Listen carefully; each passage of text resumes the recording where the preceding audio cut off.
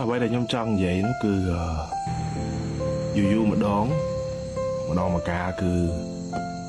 ខ្ញុំចេញមកព្រៃភ្នំស្ងាត់ចងុំចេះគឺសាលាគូក្បាលមែនតើ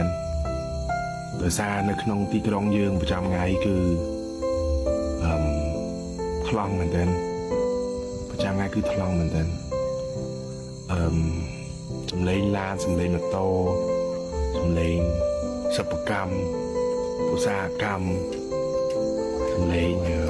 ធុងបាសជប់លៀងផឹកស៊ីហើយខ្ញុំនេះក៏ផឹកស៊ីដែរទាំងអស់គ្នាមិនមែនអត់ទេក៏ប៉ុន្តែយូរម្ដងចេញមកខាងក្រៅផ្សារភ្ជាប់ជាមួយធម្មជាតិបែបនេះគឺខ្ញុំសប្បាយចិត្តខ្លាំងមែនទែនហើយវាធ្វើឲ្យខ្ញុំស្រឡះខួរខ្លាំងមែនទែនឥឡូវនេះគាត់មានសម្លេងអីទាំងអស់ក្រៅតែពីសម្លេងខ្ញុំហើយនិងសម្លេងសត្វ